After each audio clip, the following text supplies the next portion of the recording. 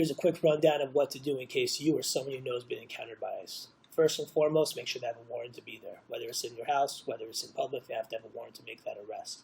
Next, don't sign anything. Don't initial anything. You don't have to sign anything. You don't have to initial anything. They'll put a bunch of paperwork in front of you. Just tell them you refuse to sign. Next, call your family. Give them your A number. That's your alien registration number. That's your registration number with Immigration and Customs Enforcement. It's the number used for your case. It's the way to look you up. It's the way to find out what's going on. No attorney is going to be able to get any information about what's going on in your case without having that number. So it's very important you give that number to your family members.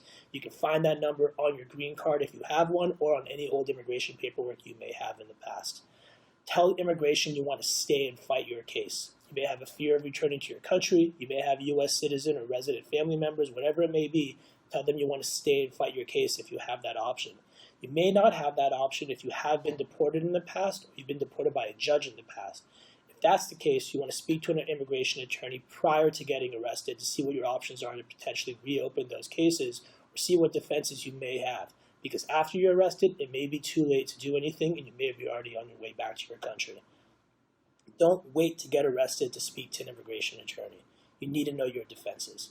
If you have an old criminal record, you may have the option of reopening that case based on where you live, preventing any of this from happening to you in the first place.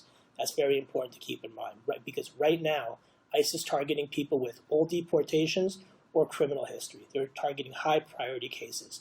So if you fit one of those categories, you may want to speak to an immigration attorney sooner than later, before it's too late and you've already been arrested by ICE. Lastly, and very importantly, every single case is different. Don't base what's going to happen to you on what happened to someone else you know, because every case is different. You don't know what happened there. You don't know what's going to happen to you. So it's best not to discuss your case with anybody outside of your immediate family members or an attorney. With that, good luck, and if you need anything, please call us. We're always available, or call any other immigration attorney you have, but please know your defenses and please be safe.